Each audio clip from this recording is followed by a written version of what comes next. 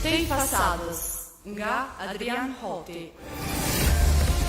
Çdo të premte në orën 18 në valët e Radio Shkodrës në 92 MHz dhe në Facebook në faqen live Radio Shkodra.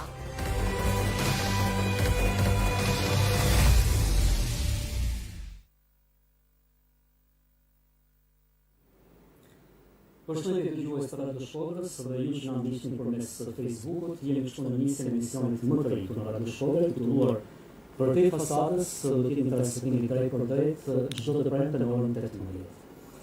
Në këtë emision, përmes intervistave me të ftuar në studio personalitete të fushave të ndryshme, drejtues të pushtetit vendor, të institucioneve dhe partive politike jo vetëm të Shkodrës, synojmë që të shtjellojmë problematikat dhe temat e aktualitetit që kanë të bëjnë kryesisht me qarkun e Shkodrës, por jo vetëm.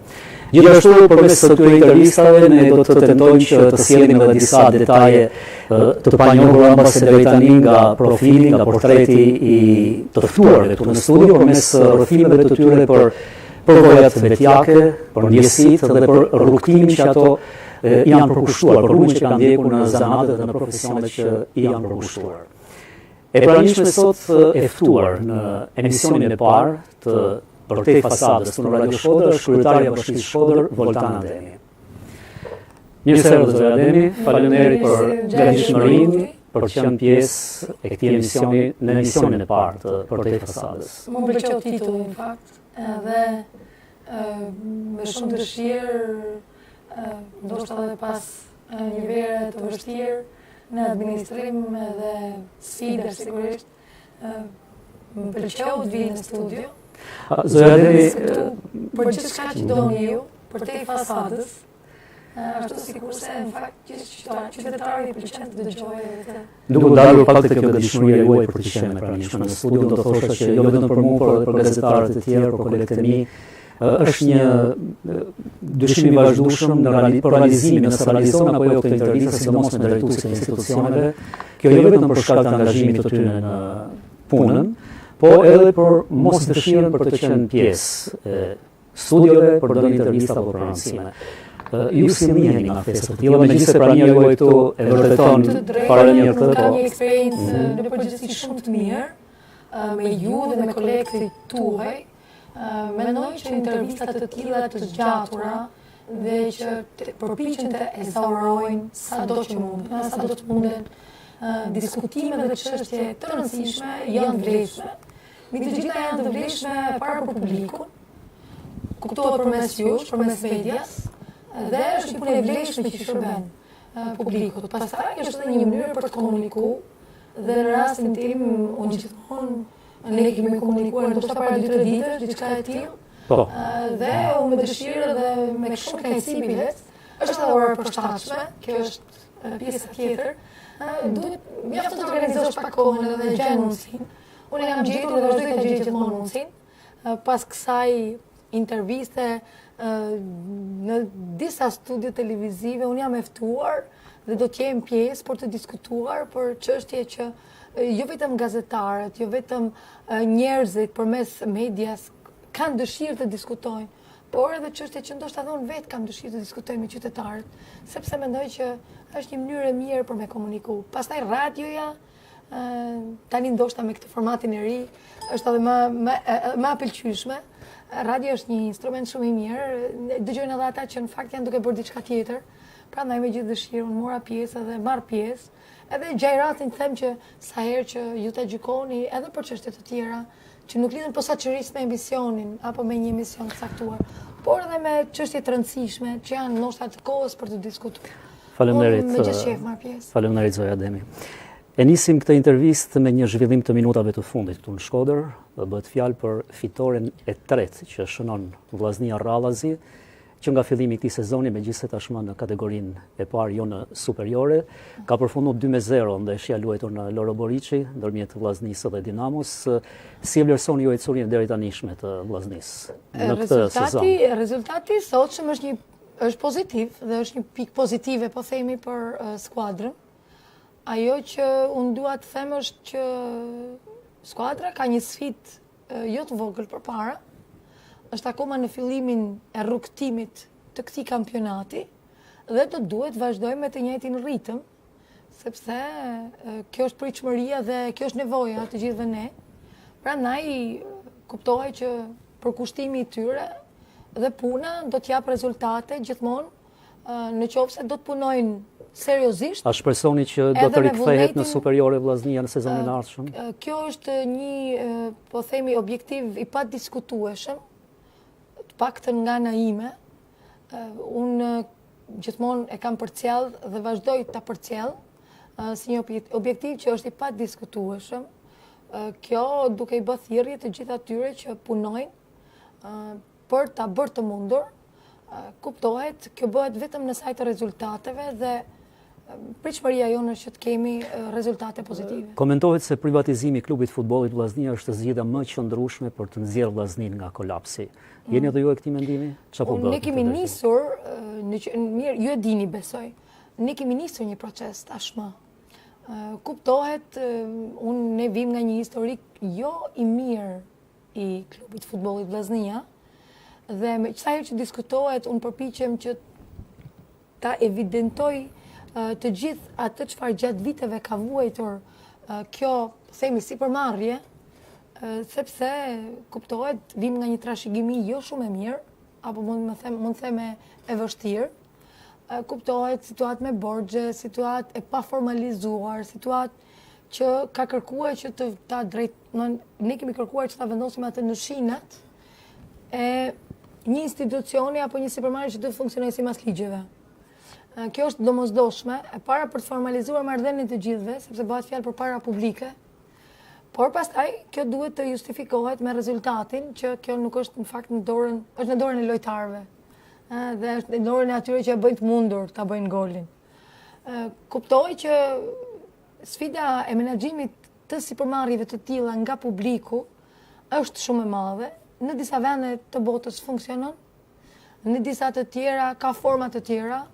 Në Shqipëri, kushtet në të cilat edhe vetë kampionatet zhvillohen, pa dashur të hyjnë në thellësi, meritojnë shumë fleksibilitet edhe dinamik, gjë që institucionet publike nuk e ofrojnë. Janë rigjide kur bëhet fjalë për aspekte të tilla qoftë të menaxhimit, të respektimit ligjit, por edhe të trajtimit të çështjeve që në një biznes privat janë çështje më së normale, të dorës së dytë apo që diskutohen lirshëm edhe gjahen zgjidhjet në sajt të një kompromisi apo diskutimi që bëhet në biznes.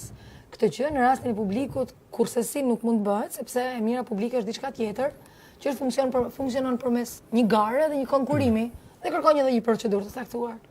Kuptohet, kjo mungesë fleksibiliteti reflektohet tek po themi te dinamizmi që i munguar, nëse mund ta them, në administrimin apo në mënyrën se si skuadra apo klubi vepron, por pavarësisht se ne kemi përmirësuar dukshëm shumë, s'bëhet fjalë, kur bëhet fjalë për shërbime të tilla të domosdoshme, ato janë realizohen tashmë dhe kjo është e padiskutueshme, apo të gjithë kontributet për të gjithë ata që derdhin mundin, por fakti që ka vonesa që shpesh verifikohen, për shkak të jo thjesht një, po themi, administrimi që kërkohet procedurial, dhe të jetë i tillë procedurial.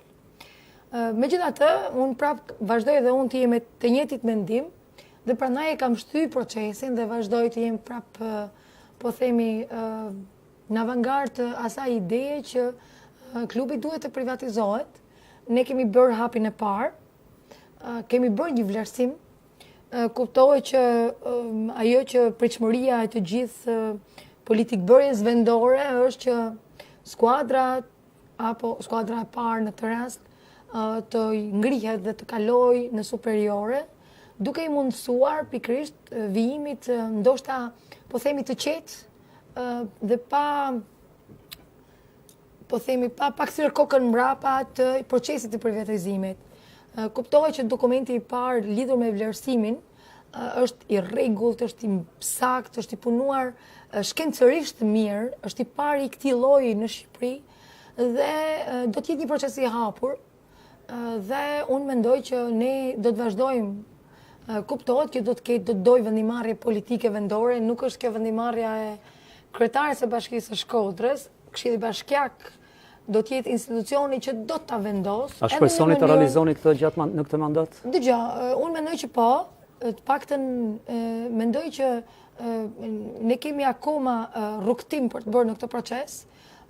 Vendimarrja politike vendore është e domosdoshme, dhe kur flas këtu Këshilli i Bashkisë së Shkodrës, që ka nisur një proces tashmë, do duhet ta vazhdoj këtë pjesë të vendimarrjes në kohën dhe në momentin e duhur, dhe të marrë një vendim që merr për bazë atë që teknicienët kanë argumentuar, por në fundit merr një vendim në emër të qytetit të Shkodrës, të banorëve të Shkodrës, të Bashkisë së Shkodrës, për atë vlerë që ne të gjithë mendojmë se mund të fillojmë ta shesim. Që do thotë dokumenti i vlerësimit është referues, nuk është përfundimtar vendimarrës. Prandaj, nëse ne do të vendosim që të fillojmë diku që në një vlerë caktuar për ta shitur, ne të fillojmë dhe ta bëjmë këtë. Ndërkohë, kjo është një proces në vazhdim. Në momentin në të cilin flasim, është domosdoshme që skuadra të performojë mirë dhe të vazhdoj të hell hapat e duhur drejt atij objektivi që të gjithë e kanë mëse të qartë, jo vetëm në format e veta kontraktuale, por të domosdoshme tashmë për të kaluar në Superligë. Le të shpresojmë. E fillume me vllazni, sepse jo vetëm që është një nga momentet më të komentuara, them se edhe për ju një nga momentet më të vështira të mandatit tuaj në krye të bashkisë, por edhe lidhur me zhvillimin më të fundit fitoren e tretë rallazit të vllaznisë, kishte kohë që nuk ishim përpara këtyre kënaqësive që na jep sporti. Zonja Ademi, jemi... Unë nuk duhet të kënaqem, unë mendoj që është një sfidë gjithmonë e vështirë dhe do duhet të punojmë shumë. Zonja Ademi, jemi në mbyllje të një sezoni veror që zakonisht shfrytëzohet për pushime. Ju e patët pushime këtë verë? Unë këtë vit, unë fakt kam më shumë se 3 vite që nuk pushoj asnjë ditë. Këtu përfshirët të shtunat edhe të diellat, që janë ditë normale pune, jo vetëm për mua. Këtu mund të evidentoj faktin që një pjesë e mirë e administratës në bashki përfshi këtu drejtues dhe sipas ngarkesës në periudha të ndryshme, edhe administrat, specialist dhe punonjës janë të angazhuar edhe të shtunave të dielave, sepse kështu shedon puna. Dhe edhe në rastin tim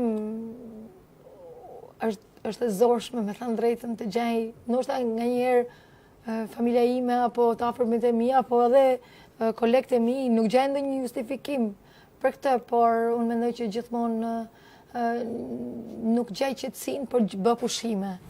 Duke që në këtë kontekst, do thosha çfarë sfide është për një grua, posti i kryebashkiakes, njëkohësisht me të qenin familjare, bashkëshorte, nën, bi, motër, siç edhe ju jeni. Adi, ti je kryetari një bashkie, është punë që kërkon, është e parë një herë është përgjegjësi e madhe.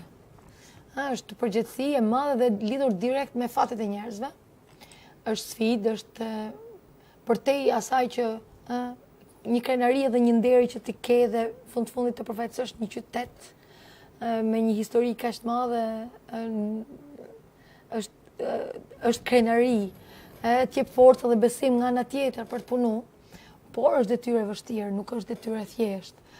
Duhet të them me këtë që nëse kthehemi dhe shohim për gjatë viteve, atë çfarë territori jon dhe si menaxhohej territori jon. Duhet t'i kujtoj që më përpara ne në vend që të kishim një bashki, sikur kemi sot, kemi pasur 13 të tilla. Domethënë, bëhet fjalë për punën e 13 kryetarëve të bashkive.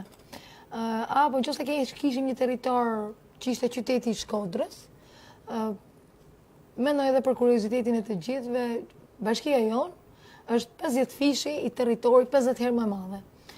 50 pikë diçka, gati 51 herë më e madhe se sa territori që administrohej dikur nga bashkia, që ishte vetëm qyteti.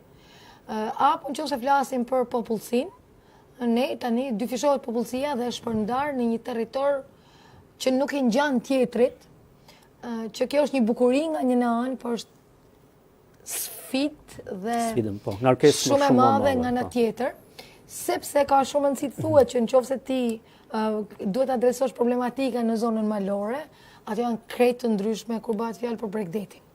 Me të njëjtat mjete pune nuk mund të punohet edhe në mal, edhe në fush, edhe në qytet, edhe në zonën breakdatare. Me këtë du me thanë që, për me kënë pak e qartë për të gjithë, nuk mund të adresosh apo të zgjidhësh problematika që ngjajnë të njëjta, por për shkak të territorit duhet punohet ndryshe atje. Ku diun, qoftë përflasim për rrugët rurale, të njëjtat mjete që përdorim ne për sistemimin e rrugëve malore në zonën e Shalës, për të shkuar në Thes, nuk I përdorim dot në vendet e tjera, sepse kërkohet diçka tjetër, kërkohet standard tjetër apo mënyrë tjetër pune. Dhe kuptohet kjo vështirëson, sidomos kjo kur e krahason edhe me një handicap, nëse gjej fjalën e dur, nuk e di, të administrimit të mëpërparshëm, sidomos të komunave, të cilat janë bashkisë madhe të Shkodrës. Ne trashëgojmë, unë kujtoj në 2015 vetëm kur kalkulonin borxhet apo problematikat apo listimin e çështjeve për të adresu, janë shumë, kanë qenë shumë. Dhe kjo kuptohet që ngarkon punën e kryetarit sotshëm. Ky është një mandat I parë, I vështirë, por ka pas atë sfidën e vet që pas reformës pikërisht unë mund të them që nëse kemi kaluar pikërisht këtë faktin e funksionimit si një tan, si një territori tan, si tashmë jemi ne Bashkia e Shkodrës, mund të themi, kjo ka dashur kohën e vet dhe pritshmëria është e tillë që nëse ti një shërbim nuk e ke pas, pikërisht si je pjesë e një bashkie, që është Bashkia e Shkodrës, e pretendon. Marr një rast krejt specifik, krejt prekshëm, shërbimi pastrimit, ishte vetëm qyteti I Shkodrës që e kishte. Tani duket anormale, po themi që nëse në një zonë për një ditë të caktuar vënon operatori apo kontraktori për të shku për të mbledh dhe për të transportuar mbetjet. Megjithatë ka kontestime shumë për çështjen e menaxhimit të mbetjeve. Jena në kuadër të një sfide jo të vogël, por du të them që ne mbulojmë sot gjithë territorin me shërbim. Pra, mbulojmë 50 fishën e territorit që menaxhonim më përpara dhe jo me më shumë para, me shumë, domethënë përdorim parat më shumë eficient dhe çojmë të gjitha në landfill. Pra, jo në gropa të mbyllura siç ishte më përpara. Pra, ajo që pretendojmë tani sot e drejtë. Pretendojmë që të vi makina as një ditë apo as një orë me vonesë. Pra, kemi arritur edhe pritshmërinë, sepse nëse kryhet me një frekuencë të caktuar, tani ne duam frekuencën edhe me orë. Kjo është gjë e mirë nga njëra anë, por kuptohet kërkon sfidën e vet, edhe përkushtimin e vet. Jo referohem intervistave që realizoj në media, shpeshherë banorët ankohen edhe për shumë më gjatë, jo çështje orësh e ditësh në fakt. Varet mund të ketë raste të tilla. Ne çdo ditë, unë po t'ju tregoj unë mund të jem e para, unë mund të jem një ndër denotuesit më të mirë të kësaj gjëje. Ne kemi në një rrjet të monitoruesve në territor dhe unë po t'ju tregoj domethënë dhe po t'i bëj share unë gjithë komunikimeve që bëjmë ne për të gjitha rastet e mos evadimit kur ka, sidomos në zonën urbane. Kjo është një problematikë që adresojmë. Dhe për herë të parë, edhe kjo është, mund të them, një përmirësim për herë të parë, ne kontraktorin e paguajmë për atë çfarë bën. Që do të thotë jo për atë çfarë nuk bën. Kjo e para sepse ne numërojmë gjithçka çfarë kryhet dhe gjithçka që nuk kryhet dhe kuptohet bazuar në kontratat që kanë ekzistuar në fakt më përpara. Ne heqim atë punë që nuk është kryer për të gjithë pikat që nuk janë evaduar, apo ndonjë rrugë që nuk është fshirë në kohën e duhur, apo në problematikë tjetër që lidhet me çështjen e pastrimit, duke hequr pikërisht nga vlera që do duhet përfitonte nëse do ta kishte kryer. Ajo që ne po përmirësojmë në këtë moment është sepse është e lodhshme dhe nuk është e lehtë, na kushton shumë burime njerëzore pjesa e monitorimit. Ne çdo ditë monitorojmë në të njëjtën orë, 2 herë në ditë situatën dhe bëjmë një raportim të vazhdueshëm. Kjo flas për gjithë territorin, jo vetëm për qytetin. Dhe kuptohet tani është e pamundur që të rrish mbrapa atij që ka për detyrë që ta bëj punën. Kuptohet na kena detyrë me supervizionu, por ka dhe një mënyrë tjetër për të realizuar këtë dhe ne po shohim mundësinë e kontratës së re, e cila të parashikoj penalitete, nuk dua të them të rënda, po të qëndësishme për të gjitha rastet e mos korrektesës, sepse në fundit është përgjegjësi publike dhe ai që bën dëmin ai do ta mbaj përsipër, absolutisht as kryetari, as në punësi, as qytetari, as kush tjetër. Dhe kjo është ajo pjesa që ne po përmirësojmë në këtë moment. Hyn drejt një tenderi të hapur, besoj në ditën në vijim. Do të jeni besoj pjesë, do të kisha biles dëshirë që të na monitoronit. Jo vetëm për transparencë, kjo është e padiskutueshme në Bashkinë Shkodër, por edhe në kuadër të një informimi domosdoshëm për qytetarët për atë çfarë pretendohet jetë kontrata e re e shërbimit të pastrimit në Bashkinë e Shkodrës. Unë pyetjen në fillim e kisha tek ngarkesa që përballon një bashkiake, natyrshëm të hallet si grua, si familjare. Unë dola natyrshëm. Po nga kjo që ju thatë, kuptohet që ngarkesa është shumë e madhe në fakt. Është shumë e madhe për të kthyer te familja, meqense kuptohet që mua më merr rutina dhe puna e përditshme.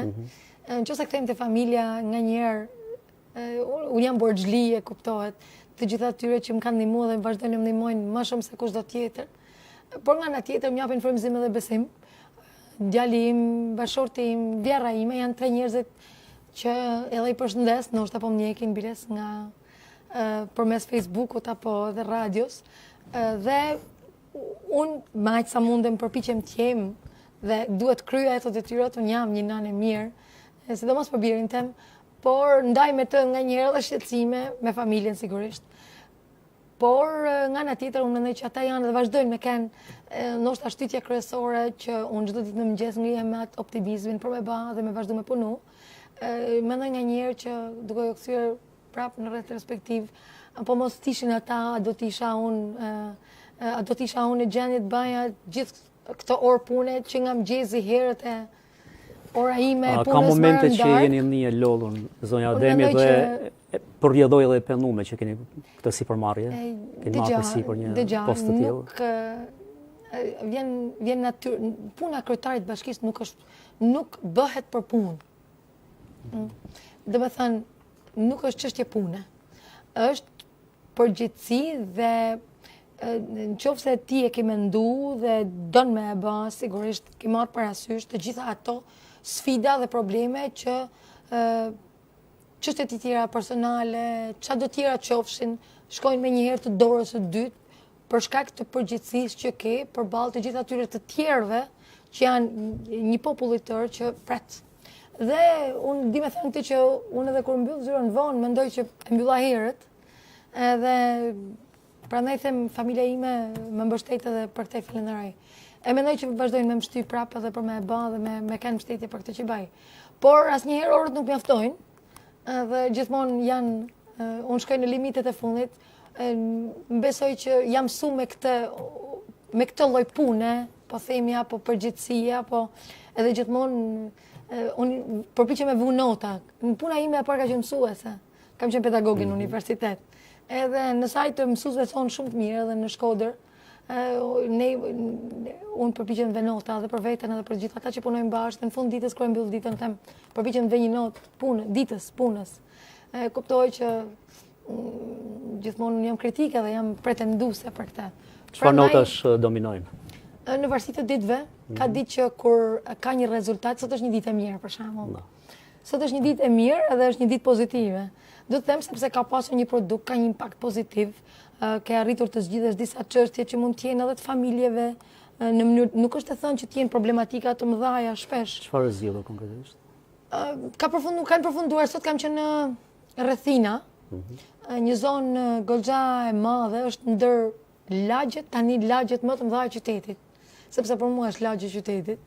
Dhe atje kemi ndërtuar, kemi rehabilituar mbas 30 vitesh, ndoshta, pak a shumë, kanalin Vaditës, një ndër kanalet vaditëse të rëndësishme që furnizon me ujë rreth 250 hektar tokë për fshatrat Grudere, pjesë të Gucis, Shtojit, Vjetër, Dragoçit, dhe do të vazhdojmë prapë, por kur e prek me të vërtet atë që realizohet në territor dhe impaktin që kanë, sidomos kur e shef tek njerëzit, kjo është kënaqësia më e madhe që mund të kesh në produktin e një fundit dite. Jo për bëhet fjalë për një benefit që në fakt e kanë me të vërtetë e prek se argumenton me të vërtetë që ajo që ke realizu e ka përfitimin real të vet. Edhe bëhet me njëherë ditë pozitive. Kuptoj që jo gjithmonë ka ditë shumë të vështira që ndoshta çështjet për t'u adresu janë një proces, nuk janë nuk ka një zgjidhje të menjëhershme. Dhe dojnë mendim, dojnë më ul, me fol, me diskutu, me negociu, edhe në raste, unë po them edhe rastet konflikteve, për shembull.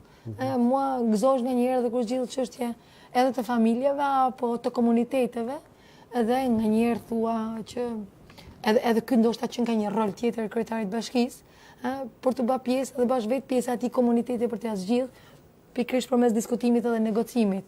Nga njëherë janë gjëra të thjeshta që ndryshojnë ditën, edhe mendoj që ato masallen na japin shtysen për me vazhdu. Posti i kryebashkiakes vjen pas disa posteve të mëparshme në pushtetin vendor, por edhe si deputete. Megjithatë, e gjithë kjo është rrjedhoja e angazhimit tuaj në politik, konkretisht në Partinë Demokratike. Si erdhi ky angazhim? Cili është synimi i marrjes në politikë? Unë kam thënë ndoshta gjatë intervistave në përgjithësi, unë kam diskutuar për këtë gjë. Megjithatë, vitet kalojnë dhe kur kthehem mrapa, e para nuk vjen rastësisht asnjëherë, angazhimi politik nuk vjen rastësor.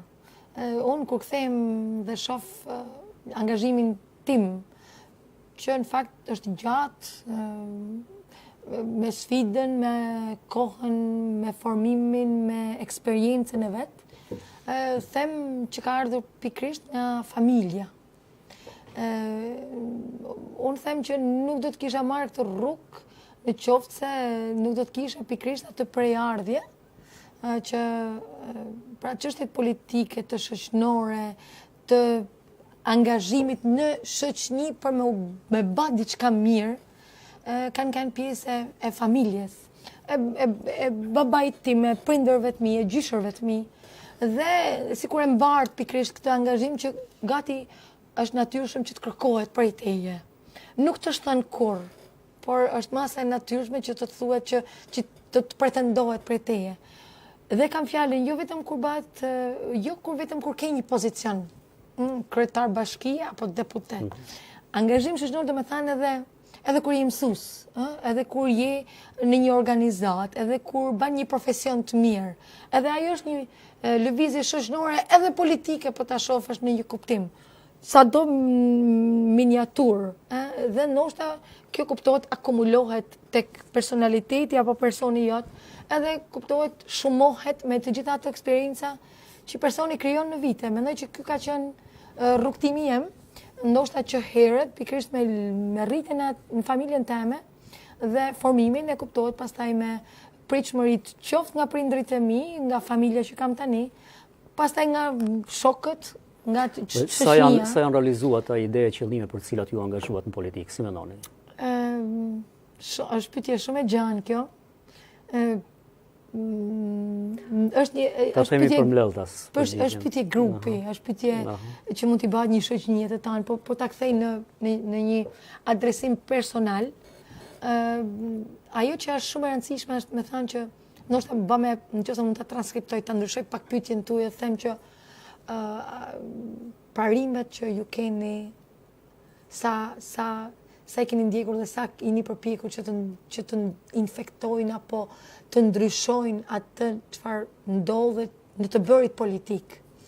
Qofse kthej në këtë aspektin personal, është një proces i gjatë, dhe kur bëjmë fjalë për punë me dinjitet, me përkushtim, pa njoh lodhje, me vullnet për me kënd të pastër, me punu drejt, majtë sa mundemi sigurisht, apo kur flas për çështje që lidhen me korrupsionin, apo me të drejtën publike, apo me të drejtën e njerëzve, me prot edhe me kundrat e veta, me benefitin, me kënaqësmërinë apo jo të komunitetit apo të njerëzve, me pritshmërinë më të madhe apo më të vogël të njerëzve. Unë mund them që nëse kthehem dhe shoh, unë mendoj që ky ka qenë rrugtimi im dhe unë vazhdoj të kem të njëjtat parime. E mendoj që kjo është, po themi, guri më i fortë që unë mund të jem përpjekur dhe vazhdoj të përpjekem dve. Është shumë e rëndësishme, kuptohet unë jam një, dhe bëjnë atë territorin dhe me komunitetin ton këtu në Shkodër, kurse si pa njerëzit, nuk bëhet vetëm, duhet me ba me njerëzit, duhet unë udhëheq parimet e mendoj që ata që të gjithë na ndjekin edhe më kanë mbështet, me thënë drejtën, besojnë tek këto parime. Prandaj kjo është ndoshta ai benefiti më i madh publik edhe politik, sepse është një demonstrim dhe ndoshta është një shembull me thënë që ky vend, ky qytet, ne mund të bëjmë politik pikërisht duke bazuar në këto parime, që janë parime të punës së ndershme edhe të drejtë. Pavarësisht të gjitha sfidave edhe problemeve që në fakt ndoshta nganjëherë janë të jashtme, janë edhe politike, janë edhe kriminale, janë edhe të interesave, ndoshta edhe të vogla, edhe klientelisë ndonjëherë me cilat përballesh, por kur të udhëheqin parimet, mendoj që kjo është e mira dhe pritshmëria është që të vazhdoj dhe të punoj prapë në të njëjtin drejtim. Zonja Ademi, kanë mbetur më pak, ndoshta se një vit nga përmbyllja e këtij mandatit, në varësi të caktimit të datës së zgjedhjeve të ardhshme. Për këtë periudhë 3 vjeçare, çfarë vlerësoni ju se janë arritjet më të mëdha që keni shënuar në drejtim të bashkisë së Shkodrës? Unë e përmenda edhe pak më përpara, ajo do t'i kthejmë prapë për me kujtu pak situatën në të cilën ne kemi gjetur në vitin 2015. Mendoj që për të gjithë spektatorët, për të gjithë ata dëgjuesit që na dëgjojnë, edhe për ju si media, është e thjeshtë me ju përgjigj pyetjes, në fakt. Ne jemi përpjekur që me një formë krejt origjinale të paraqisim gjithçka që kemi mundur të bëjmë për gjatë gjithë viteve dhe ju po shihni në faqen e bashkisë Shkodër, në faqen zyrtare, jo vetëm përmes mediave, jo vetëm përmes jush, jo vetëm përmes rrjeteve sociale, por në ato çfarë zyrtare të paraqisim gjithçka çfarë ne kemi mundur të bëjmë në vitin 2015, 16, 17, 18 aktualisht, kemi edhe një vit tjetër për të vazhduar punët në proces dhe të reja njëkohësisht. Dhe kuptoj që vetëm mjafton të shihni në çdo fushë ndërhyrje dhe të kuptoni si ka qenë situata më përpara, kur bëhet fjalë për, ku diun, ndërhyrje të shkollave apo shërbimet publike apo ndriçimin apo bujqësinë apo investimin në rrugë, apo edhe kur bëhet fjalë për shërbime për njerëzit dhe për familjet në nevojë. Edhe po të shifni aty, shifën të gjitha ndërhyrjet e biles edhe në çdo detaj edhe fondet që ne me eficiencë kemi mundur të menaxhojmë. Kuptohet ne kemi aty argumentohet krejt mirë për çfarë ne kemi përdorur paratë që ne kemi arritur të kemi si komunitet në dispozicion, në fakt nga vetë ne, nga gjithë qytetarët, nga ne, është një dhe nga ana tjetër në vitin 2015, kuptoj që për shkak të bashkimit të territoreve, duke trashëguar një bashki apo një territor që menaxhohej nga disa administrata vendore, bëhej fjalë për një trashëgimi që nuk ishte e mirë apo e qëndrueshme, nëse duhet të jem korrekte, dhe me një sër borxhesh të trashëguar apo edhe sfidash të tjera. Unë kujtoj, do të marrë një shembull krejt thjesht, në shtatorin e vitit të 2015, sapo hapën shkollat, kam qenë në 2 shkolla, kujtoj shkollën Marlulej, tani është shkolla Edi Durham, apo shkollën në Prekal, dhe ka pasur nxënës me çadra në shkollë, që fillonin vitin e ri shkollor. Të tilla objekte ne kanë qenë rreth 10 në të gjithë bashkinë e Shkodrës, janë shumë, janë pak, dhe me qindra miranxhancë që bënin mësim me çadra në shkollë. Kam edhe fotografi krejt origjinale biles të një situate të vështirë të trashëgume. Kuptoj që ne kemi dhënë ne kemi vepruar ku aty ku kanë emergjenca. Megjithatë ka shkolla prep që janë në gjendje shumë problematike. Të vazhdoj. Ne mund të një për një, nëse ne kemi kohën. Kam parasysh sot një kronik që kemi transmetuar në si studio në televizionin shqiptar për shkollën e Dominit. Ta vazhdoj pak? Po. Ta vazhdoj pak. Për shkollën e Dominit ka dhe një vendim nga drejtoria arsimore për ta mbyllur. Nuk e di a jeni në dieni. Kërkoj që të zhvendosen fëmijët nga shkolla Dominit në një shkollë tjetër në Drisht, sikurse është kërkuar nga drejtoria arsimore. Është bashkia Shkodër në fakt që ka kërkuar që mos bëhet asnjë zhvendosje pa u pleqnu mirë themi ne këtu në Shkodër, sepse mendoj që po t'i heqësh një komunitetit një shkollë, ashtu sikurse diskutoj edhe për Sheldin për shembull, apo edhe për Zogajn, që them një rast tjetër. Kjo edhe për t'i bërë publike dhe për t'i diskutuar, janë vendime që të shpejta dhe të pa menduara mirë dhe të pa konsultuar me komunitetin. Ne kemi bërë të mundur që të kërkojmë që shkollat mos të mbyllen, edhe shkolla Dominit të mos mbyllet, dhe kuptohet njësër shërbimesh ne kemi kryer atje, sikurse kemi kryer edhe në shkollat e tjera apo në shkollën e Sheldis, pikërisht për këtë arsye, apo në shkollën e Zogajve, pikërisht për këtë arsye, sepse aty ku ka mbi 30 nxënës, aty shkolla do të vazhdojë të jetë e hapur. Nuk është ndoshta rasti i shkollës së Dominit, ka ndoshta më pak aty nxënës, por është një komunitet krejt i veçantë dhe duhet jetë atje shkolla, sado që kjo të kushtoj për qeverinë. Prandaj ky është diskutimi tjetër që mendoj që ndoshta edhe përmes medias do të duhet ishte adresu, por pa vënë vëmendje sepse është një nga problemet më të mëdha që i përket një komuniteti. Kur është shkolla atje edhe investimet vinë, por kur ka një vendim që shkolla të zhvendoset, investimet nuk vinë edhe kastile biles. Megjithatë, kjo është një çështje tjetër. Duke vazhduar më tutje, unë du të them që nuk kanë qenë vetëm shkollat investime, por ne kemi viju edhe me aspektet të përmirësimit të standardit, edhe në këto shkolla, në shkollat e qytetit, tek Osokuka, tek Shenaze Juka, tek 28 nëntori vitin tjetër do bëjmë Jordan Misjen, investimin e plot, është shkolla ku unë kam mbaruar në fakt, dhe në radhën e prioritetit ajo shkollë ka nevojën për rekonstruksionin e plot dhe është në prioritetin e bashkisë Shkodër, por në këtë rast nëse megjithëse po diskutojmë për shkollat, nëse ne kishim vetëm një shkollë me ngrohje me gaz, me ngrohje me naftë, përmes rrjetit të kaloriferëve, rrjetit të ngrohjes të instaluar, në fund të vitit 2018 ne do të kemi 7 të tilla. Dhe një rritje të numrit të konsiderueshëm të shkollave të ngrohura me druzjarri. Që do thotë, është një përmirësim i standardit për 3 vite, nga 0 në 7 është numër i konsiderueshëm, dhe po flasim për shkolla që mesatarisht kanë 600 deri në 700 nxënës.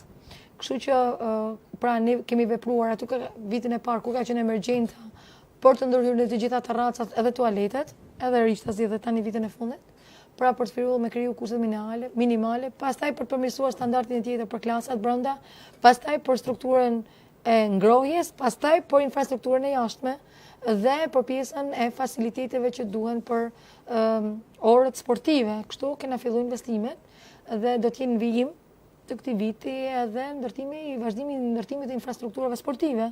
Pra ne kemi ecur pikërisht me këtë rrallën e prioritetit dhe unë mund të them që për 4 vite ne kemi bërë të mundur që të kemi rekonstruksionin e një numri të madh të shkollave dhe përmirësimin e standardit të ofrimit të shërbimit nëpër shkolla, me ngrohje, me energji elektrike, me ujë, me të gjitha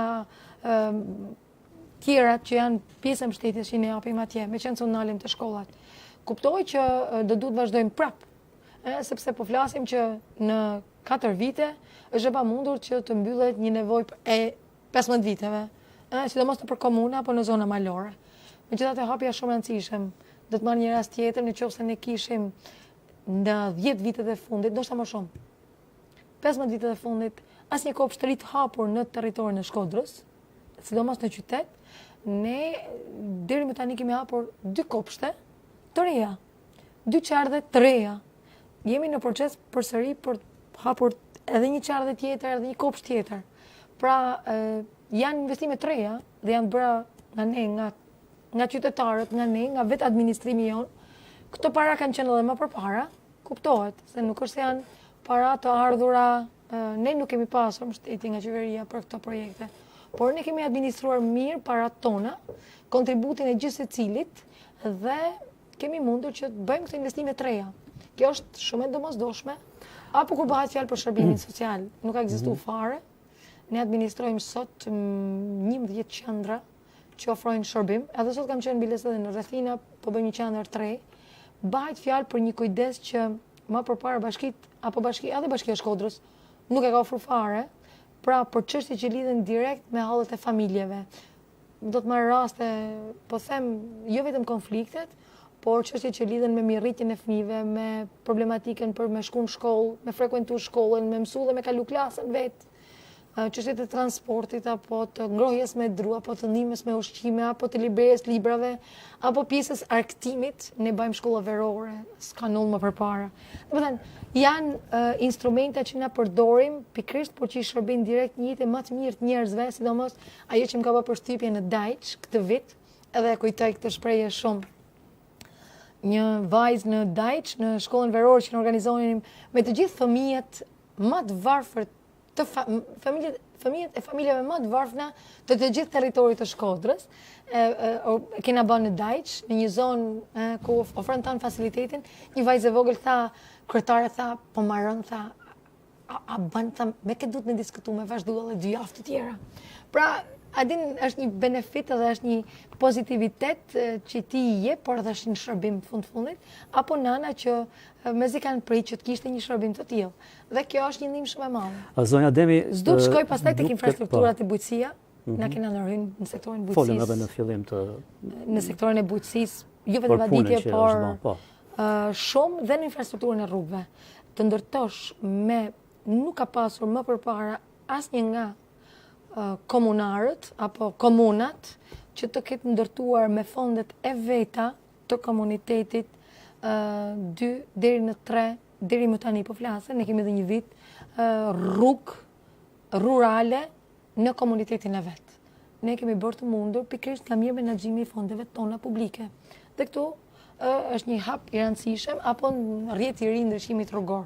Janë kur e prek, unë po vija këtu edhe një zonjë dola nga bashkia me vrapse për të arritur kohën e nalu. E thash, pas ka një shqetësim. Ishte një falënderim pikërisht për një rrjet të ri të ndryshimit rrugor, sepse është siguri dhe nganjëherë kur pret mesazhe pozitive edhe kur t'japin.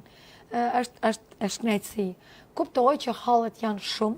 Atë desha të them, ka disa problematika qyteti Shkodrës për të cilat duket se nuk është bazë gjë. Kam parasysh këtu çështjen e parkimeve. Është një nga qytetet që nuk ka asnjë parkim publik. Po. Çfarë mund të themi? Tani unë dhe dje në sallën e Këshillit të Bashkisë është diskutuar kjo. Unë e kam thënë në 2 intervista të tjera, ne jemi në procesin e një sikur është plani urban, njësoj po bëjmë planin e lëvizshmërisë. Ju po flisni vetëm për parkimin, por unë du me thanë për rrugën e biçikletave, unë po shtoj të gjithë kryqëzimet që kanë probleme, apo rreth rrotullimet që kanë probleme, apo semaforët që janë pas vënë para nuk e disa vitesh edhe s'kanë funksionu kurrë, dhe apo çështje të lëvizshmërisë, dhe rregullimit të lëvizshmërisë duke pas parasysh dendurin dhe kërkesën për lëvizje. Dhe të drejtën pastaj e qytetarëve për hapësinë. Të gjitha këto element nuk janë një vendim politik, janë një vendim teknik, që do duhet bëhet me mend kry dhe me bëhet dhe se kur të ndërhyet tamam. Ne përfundojmë brenda këtij viti planin urban të mobilitetit me të gjithë studimin e plot në hartë për të gjitha ndërhyrjet që duhet bëhen dhe ku merret në konsiderat edhe ku duhet ketë dhe ku s'duhet ketë parkime me dhe pa pagesë. Apo lëvizshmëria rrugëve të biçikletave që ne themi se i kemi në fakt, por po të shohësh në mënyrën se si ata nuk respektojnë lëvizshmërinë logjike të një njeriu që don me udhëtu me biçikletë në qytet, sepse nuk lidhen me njëra tjetrën. po shkoj te një argument teknik, por duke njoft mirë qytetin. Prandaj ne nuk duhet vendosim para dhe nuk do t'ja lejojmë vetes vendosim para apo të marrim vendime që duhet t'i çbajmë shpejt. Prandaj studimi është i domosdoshëm.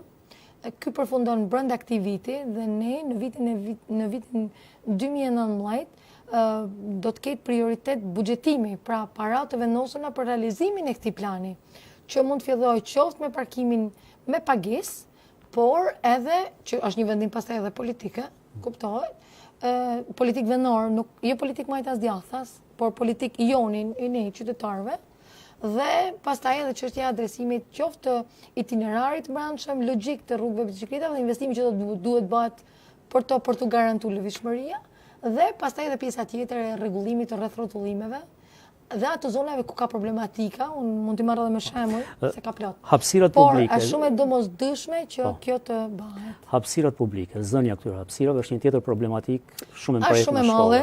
Kohët e fundit keni ndërmarrë një aksion lagjin Xhabie, janë liru disa hapësira mes pallateve. Është një aksion që do të vazhdojë edhe në zona të tjera të qytetit kjo? Ndërhyrja tek bloku i pallateve në Xhabie vjen mas një vonese shumë të madhe për shkak të një procedure shumë burokratike që lidhet me një vendimarrje në nivelin kombëtar. Që do të thotë, unë do të kisha dashur kjo të kishte ndodhur më përpara, por nuk ka kene mujtën. Ne kemi liruar të gjitha hapësirën në kuadër të një projekti që po realizojmë aty, që është rekonstruksioni një bloku pallatesh për rreth 6.000 banor, që banojnë në një zonë urbane në hyrje të qytetit Shkodrës. Kuptohet ndërhyrja aty do të bëhej, prandaj them unë, o do të bëjmë ne kur investojmë, do të investojmë në mënyrë qëndrueshme. Nuk është çështje për të shtruar asfalt. Nuk është kjo. Pra ne kur të investojmë, edhe kjo ka qenë princip në të gjitha investimet që kena realizuar deri më sot. Që do të thonë ne kur investojmë mos kthehemi mbrapa dhe mos hapim prap kanalin edhe një herë për të bë kubin apo kanalizimin e ujërave të zeza apo ndriçimin rrugor. Prandaj edhe kjo duhet të bëhet në mënyrë të rregullt. Ka vënë, ne po kryejmë lirimin e hapësinës publike, masi për të gjitha banesat që kanë pasur një dokument pronësie, kemi likuiduar, po themi, apo jemi drejt fazës fundit, kanë mesur ndoshta shumë pak të gjitha pagesat. Keni parasysh që në asnjë rast bashkia Shkodër nuk vepron duke mos respektuar qytetarët. Përkundrazi, prioritet ka qenë që të gjithë qytetarët kanë të drejtën e vet, një herë të pronës vet, dhe pastaj kur të kryhet detyrimi, atëherë vetëm mund të prishet. Dhe kuptohet që në këtë rast ne kemi respektuar të gjithë procesin e duhur ligjor. Kjo nuk noll në asnjë vend në Shqipëri, fatkeqësisht nuk noll as nga investimet qeveritare, po marrim rast se sa donin në Shkodër, por më mirë të vonojë të bëhet si duhet, se sa të bëhemi pjesë e konflikteve që s'duhet me noll dhe të cënojmë atë drejtën e qytetarëve. Megjithatë, duke jo këtij rastit, aty është në kuadër të këtij projekti.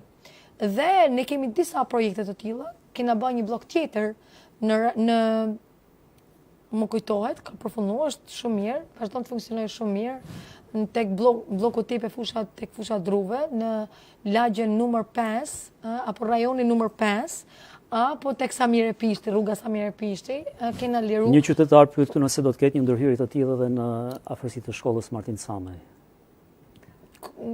Duhet të verifikohet situata e të gjithë pronave, pra ne kundërhyjmë, verifikojmë situatën e të gjithë pronave që janë aty, kush e ka zënë sigurisht dhe nuk ka një formalizim të pronës në ndërhyjmë në kuadër të projektit rehabilitimit, për ata që kanë dokumentin e pronësisë dhe janë legalizuar, ndonjëherë na ndodhe me pa të drejtë, por ajo është një drejtë civile dhe kuptohet ne vazhdojmë të respektojmë ligjin, ne paguajmë dëmshpërblimin edhe këto me parat tona, kuptohet, dhe pastaj bëjmë rehabilitimin.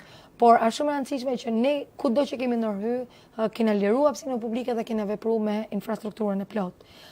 Sa më shumë para që ne të mund të mbledhim dhe të kemi kontribut qytetar, gjatë që unë do mi falenderoj të gjithë qytetarët, ne kena rritje të kontributit të gjithë dhe ne, pavarësisht se ne kena taksat dhe tarifat më të ulta, por ne arrim që e parë të menaxhojmë mirë edhe të investojmë, por edhe arrim të kontribojmë, se ndoshta ka një sensibilitet më të madhe dhe rregullshmëri, është kuadra të drejtave të barabarta. Thatë pak më parë se keni realizuar disa investime në infrastrukturën rrugore. Si vlerësoni investimet që po realizohen nga qeveria në Shkodër? Kam parasysh rrugën e Velipojës, të Muriqanit, rrugën në drejt Baudesit? Tani, duke ju kthy investimeve në gjitha investimet që ju përmend, gjitha rrugët që ju përmend janë rrugë kombëtare. Janë rrugë që po që i përkasin bashkisë Shkodër. Janë të territorit tonë, janë rrugë kombëtare.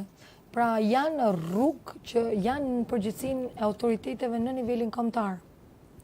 Megjithatë, përsëri edhe në kuadrin e rrugëve kombëtare, jo duke ju referuar kësaj që po themon, dhe jo vetëm kësaj që po themon, por mjafton t'i referoheni planit urban të bashkisë Shkodër, dhe po t'i referoheni planit urban që është miratuar edhe nga vetë qeveria, aty ka disa projekte që janë në bashkinë Shkodër, ne kemi dorëzu disa herë, që janë të një prioriteti edhe më të madh. Se sa të riveshësh një rrugë që ekziston, por që shumë e kushtueshme. Konkretisht për cilën rrugë thoni ka më nevojë? Po flas për rrugën e Muriqanit, meqense po më pyesni në mënyrë direkte. Jo, cilat janë rrugë që kanë më nevojë për të rikonstruktuar? Unë do të thoshe që nevoja e ndërtimit një terminali ndër kombëtar dhe ndër qytetas, që nuk është vetëm lokal, është edhe rajonal, është i domosdoshëm për Shkodrën. Apo kur bëhet fjalë për investime që, për shembull, mund them për impjantin e trajtimit të ujrave të zeza, sepse po flasim për miliona euro, apo jo? Edhe po shohim eficiencën e përdorimit të parave, unë do të them që investimi i fundit në Muriqan është më shumë se sa një aferë korruptive. T'ju them arsyeën pse. Rruga Muriqanit është një rrugë e domosdoshme. Në rryri aty nuk bën fjalë për një zgjerim të rrugës apo një rikualifikim të saj. Bëhet fjalë për një riveshje që kushton rreth 4.5 milion euro, që do të thotë rreth 1 kilometër kushton 1 milion euro. Ndërkohë bashkisë Shkodër, jo për një riveshje, por për të gjitha shtresat, për kanalizimin e ujrave të bardha dhe shtresën e asfaltit 7 centim apo 8 centim, i kushton 1/10, do me thënë 10 milion lek të reja, që do të thotë që është, imagjinoni, 10% e totalit të fondit që qeveria harxhon për riveshje 1 kilometër. Sigurisht kjo mund të jetë pjesë e autoriteteve që mund të auditojnë, por duke ju kthy vlerave në total, prioritetet e vendosura nga vetë komuniteti i Shkodrës, maset janë edhe të tjera, apo rrugë të tjera që janë lanë për gjysëm, sikur sa është çështja e bypassit, që duhet me vazhdu se s'ban, edhe duhet më myll, edhe nuk ka justifikim për këtë. Kuptoj që fakti që nuk kryhen shpronësimet, fakti që nuk vazhdohet në ritme të shpejta, puna atje. Dhe keni parasysh që është projekt i lënë përgjysmë që në 2013, janë shumë. Apo rasti rrugës Velipojës janë harxhu rreth 18.5 milion euro, apo 23 miliard lek, për me përkthy për të gjithë ata që na dëgjojnë në atë rrugë, në një trase në 90% të saj ekzistuese, akoma nuk është përmbyllur, nuk plotson kushtet standardit për një rrugë të atij niveli, rritet rrezikshmëria, nuk janë zgjidhur problematikat dhe janë shumë para të hedhuna, dhe keni parasysh që me aq para në qytetin e Shkodrës apo në bashkinë e madhe të Shkodrës, ne do të kishim mundur që të investonim në të gjitha rrugët, e rrugicat, e rrugët e fshatrave, do të kishim përfunduar. Prandaj prioritetin hajde ta ndajmë, edhe në këtë rast unë mendoj që duhet me pas një vëmendje. Rruga Velipojës është e rëndësishme për të kryer, por për të kryer ashtu sikur se ka kënd projekti në fakt. Dhe nuk është ashtu sigur se ka kënd projekti në fakt. Dhe është akoma dhe përgjysmë. E përmendët edhe pak më parë çështjen e bypassit. Keni patur polemika kohët e fundit me ministrin e infrastrukturës dhe drejtorin e autoritetit rrugor. Kam ngulin qeveria se është një projekt në zyrën tuaj që është miratuar nga ju dhe që nuk po i hapni rrugë zbatimit të tij. Adi, tani ne në Shkodër themi qeveria është qeveria, themi kështu ne? Është shteti është shtet. Dhe autoriteti që ka në përgjithësi e ka vetë në përgjithësi, që do të thotë është një rrugë interurbane që e ka në autoritetin e vetë, autoriteti rrugor shqiptar, që varet nga ministria. Pra është përgjithësi dhe funksion i tyne, i vetë. Bashkia Shkodër nuk ka asnjë një përgjithësi për këtë vepër? Një minut, ta marroj. Se mendoj që ka shumë rëndësi logjika. Që do të thotë një projekt i jemi, unë maj përgjithësinë, nuk ma manë përgjithësinë askush tjetër. Sepse unë jam autoriteti që po ushtroj atë funksion. Asi me thanë, qofse spitali Shkodrës menaxhohet nga kush menaxhohet, me gjithë sfidën e problemet e veta, kuptohet, ata majnë përgjithësinë. Ne, Bashkia Shkodrës, ne majmë përgjithësinë për atë që kena kompetenca. Edhe askush tjetër s'mundet me na majt përgjithësinë përveç nesh. A njëjtë gjatë thuhet edhe për këtë projekt. Është autoriteti rrugor shqiptar dhe është projekti autoritetit rrugor shqiptar. Ai që unë kam kërkuar është këtë thjesht. Ti nuk mund punosh pa leje, ti nuk mund punosh pa projekt, ti nuk mund të marrësh vendime si të teket ty për të ndryshuar trajektoren edhe për të fut e para në konflikt për njerëzit, ti nuk mund të rrish pa shpronësu ata të cilët u dëmtohet prona dhe u shpronësohet, u ishet prona, dhe ti nuk mund të thush që unë nuk kam gjetë zgjidhje dhe pres mendimin tënd.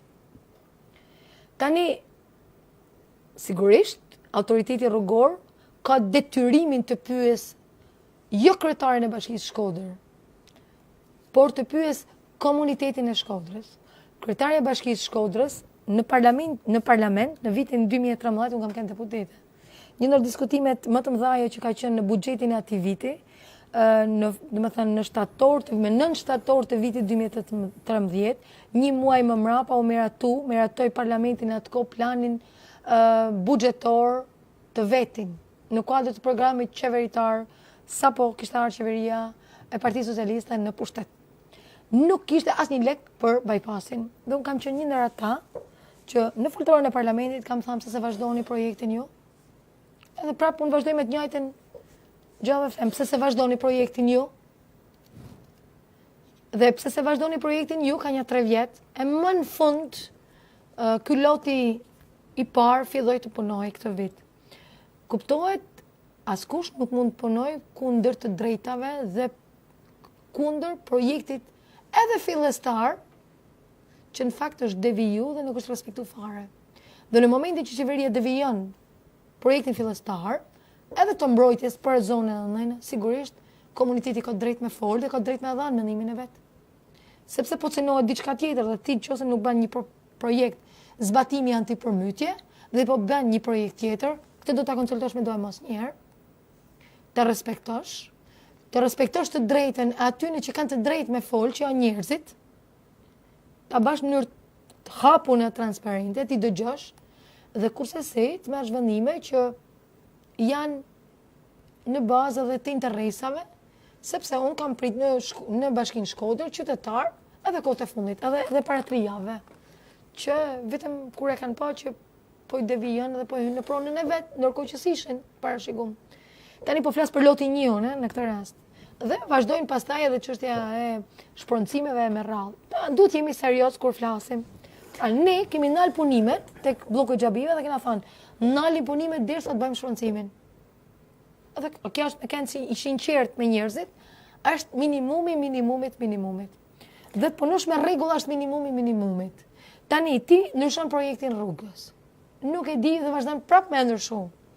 Kuptohet, unë si autoritet dhe si kryetar bashkia dhe në emrin të ezanit edhe tanin, kam të drejtën që të kërkoj, të lutem shumë më ban me dije që i ty ba. Si i ty e ban në tokën dhe në territorin e njerëzve. Dhe të gjithë ne interesoj me ditë se çfarë po bëhet. Dhe kjo është detyrim. E parë për me vepru sipas ligjit dhe me bë gjën e duhur. Por përgjithësinë prapë keni e ka autoriteti që po e bën.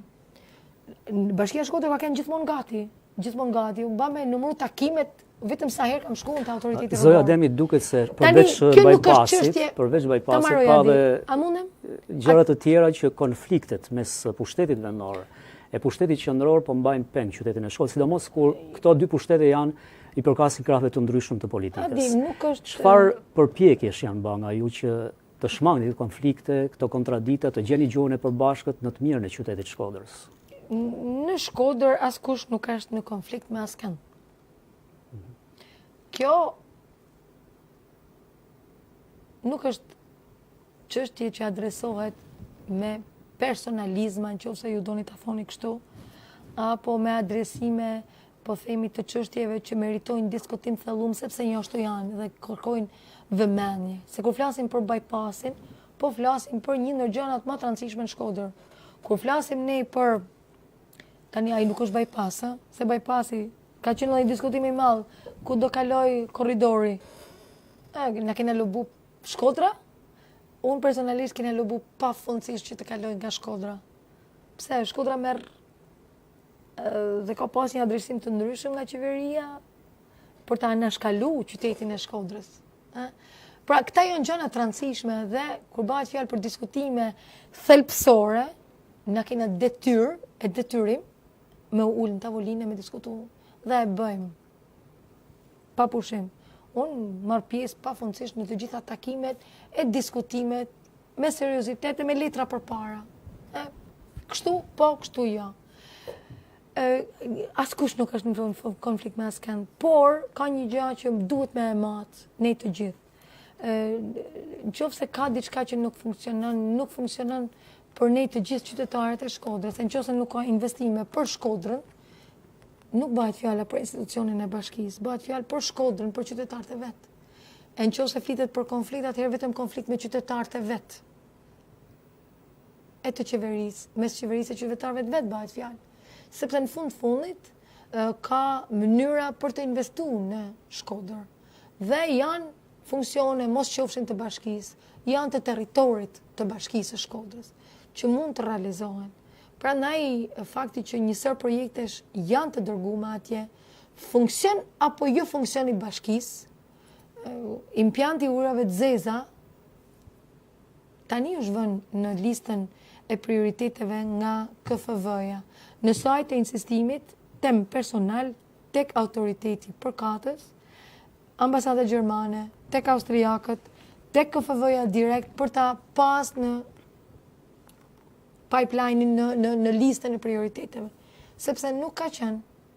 Tani, ideja është e tillë që është çështje vullneti, është çështje mundësie, është çështje mosdëshire, unë nuk e di. Nuk marr përsipër ta them, sigurisht unë mund të bëj interpretimin tim personal, por kjo matet lehtësisht me impaktin dhe me atë çfarë në mënyrë direkte është investuar në Shkodër. Dhe këtu pastaj kjo shkon përtej çështjeve teknike të diskutimit, rruga këtej apo rruga anaj. Ato janë pjesë e diskutimit krejtësisht teknik. Mungesë një vëmendje të konsiderueshme, të matshme të qeverisë gjatë këtyre viteve. Mua më kujton edhe historitë e kohës Fatos Nanos, në fakt, unë kam qenë kryetare në atë kohë, unë kujtoj veten mas dyrëve të Ben Blushit, ka qenë ministër, edhe për 2 milion lekë vjetra, edhe sot, edhe për 2 milion lekë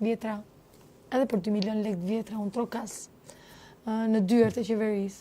Sepse unë mendoj që është e para është detyrë.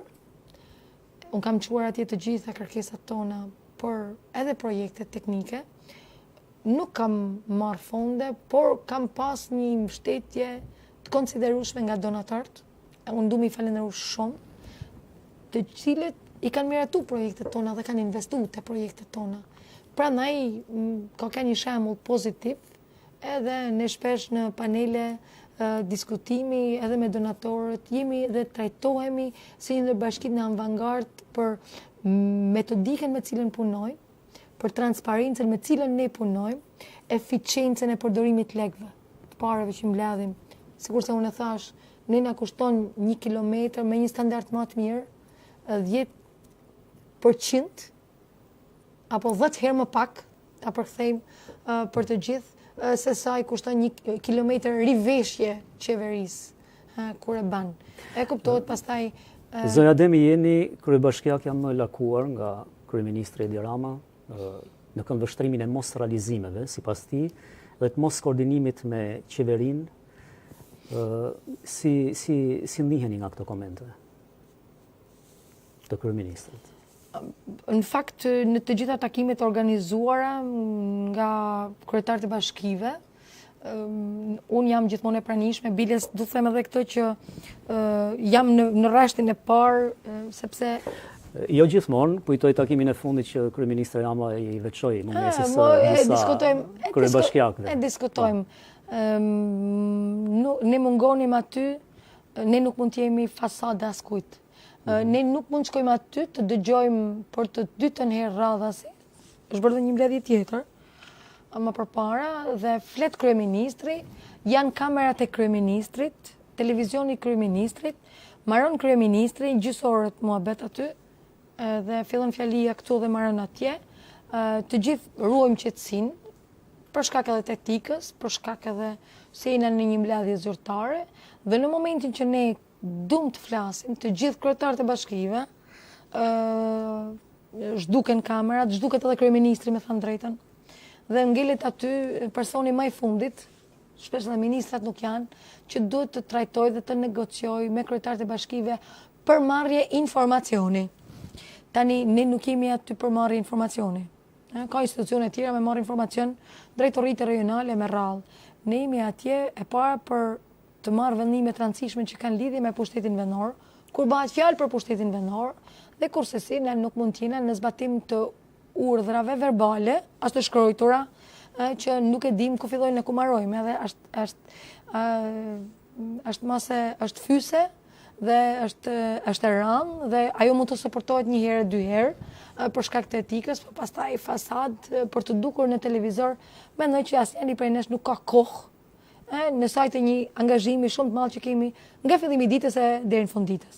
Dhe kjo ka qenë arsyeja fundit, edhe nuk e di a mani mend ju, nuk besoj se e mani mend për çfarë u diskutuan atë mbledhje, kujtoni ndonjë produkt apo diçka që u tha rezultati asaj mbledhje? Me pyetja kryetarët e bashkive që kanë qenë të paktë edhe nga Partia Socialiste, sepse ishin me pushime dhe kërkohej për efekt situatës kriminale që ishte në Shkodër dhe gjithë Shqipërinë, që të mbulohej, po themi, situata me një ngjarje ala RTV, pikërisht situata, dhe kuptoj që shumë prej nesh, të majtë të gjatë, nuk kanë marrë pjesë në takim.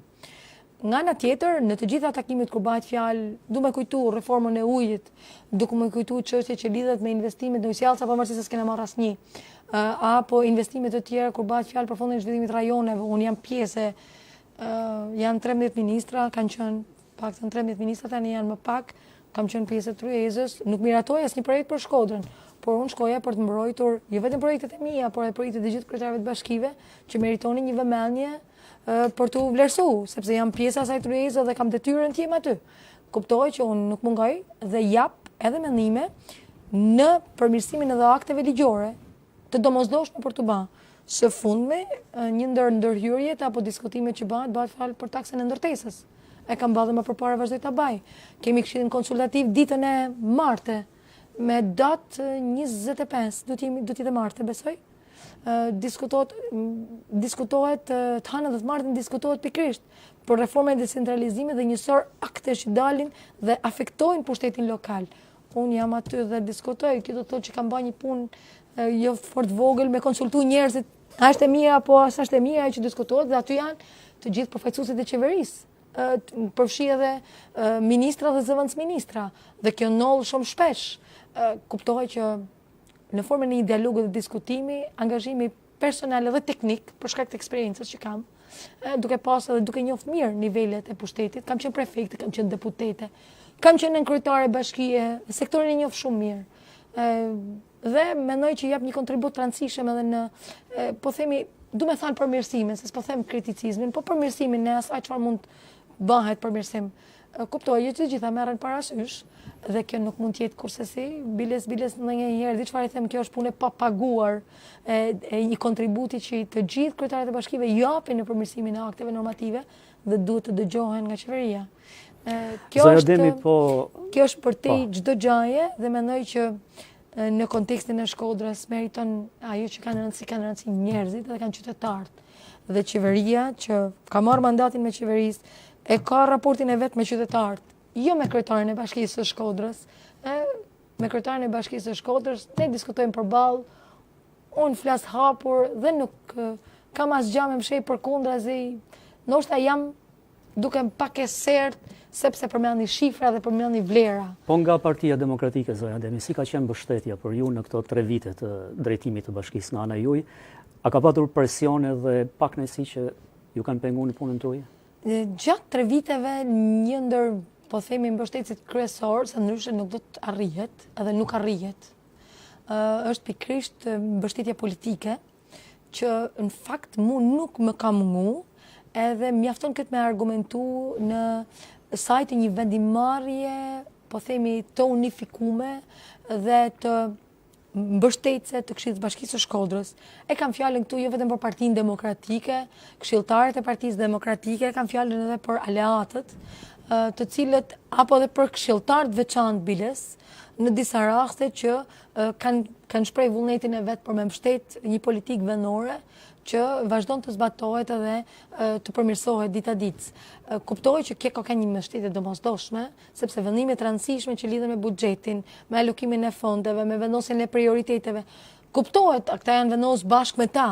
Kjo nuk është një vendimarrje që merret lehtësisht, do një diskutim e para me njerëzit një herë, me kryetarët e fshatrave, me përfaqësues politik në nivel, po themi, komuniteti, e kuptohet pastaj në vendimet të rëndësishme kur bëhet fjalë për këshillin, kjo do një diskutim, edhe jo rastisht kena diskutime në këshill, dhe është krejt normale, sepse do në me marrë një vendim të pleqnum, apo të duhur, apo të rregullt, edhe kjo është një proces që në fakt kallëzon edhe demokratizim, kallëzon edhe demokraci.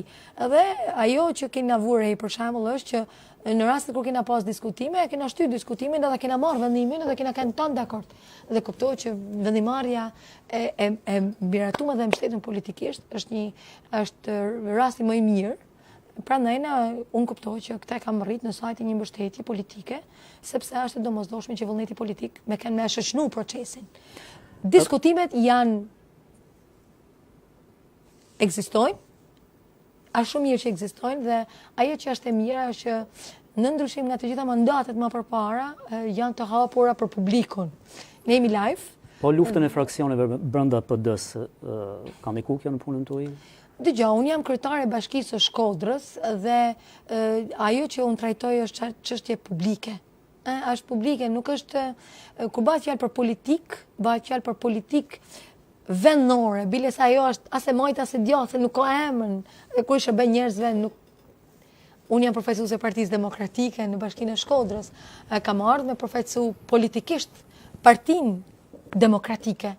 Kuptohet me tanë vullnetin edhe me eksperiencën që unë kam, kuptohet me të gjithë konsultimin e duhur që më duhet dhe na duhet për me marrë vendime, për me ndërhyrë dhe për me vepru.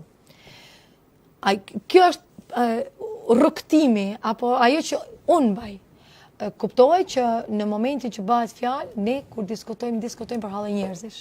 Edhe kjo ka lënë pastaj çdo qasje politike.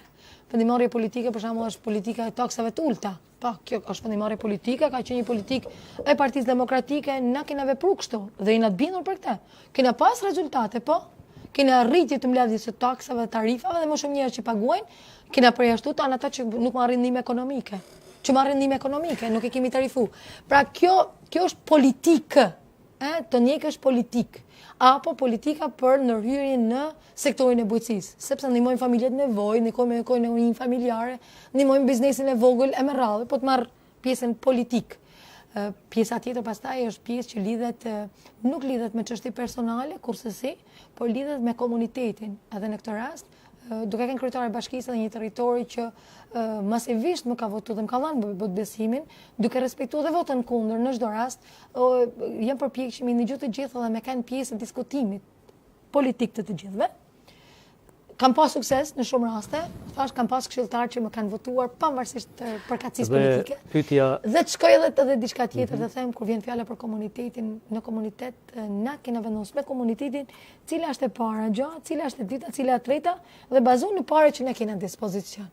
Kjo është një mënyrë e re e punës. Dhe Zoja kjo është Ademi, ajo që pyetja në e fakt fundit është për këtë puna në Bashkinë emision, Shkodër. A jeni gatshme për të kandiduar sërish për kreun e Bashkisë së Shkodrës nëse kjo ju ofrohet nga Partia Demokratike?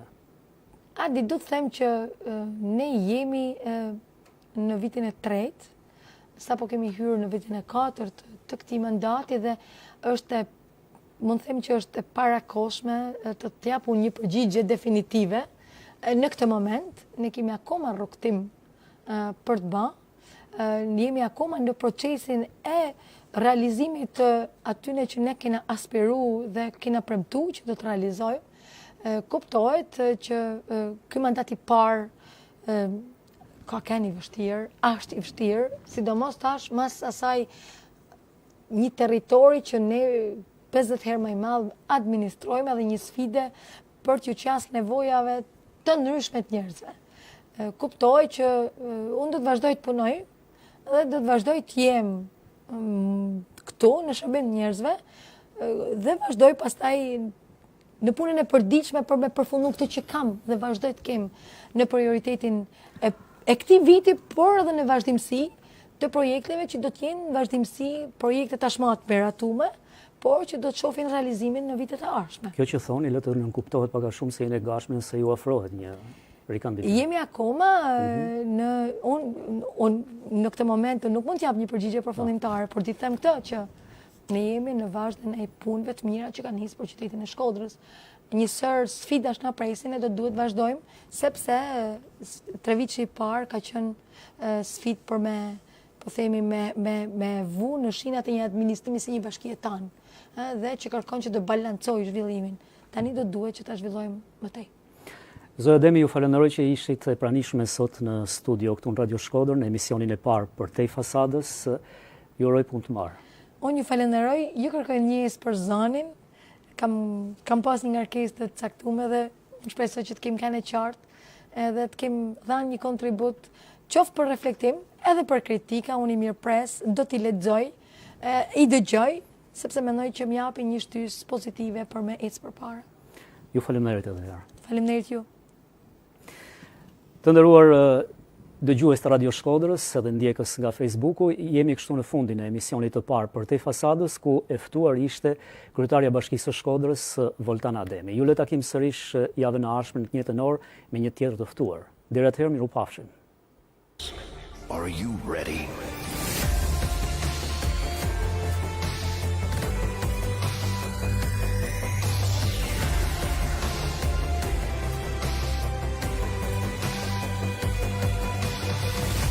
Përtej Fasadës nga Adrian Hoti.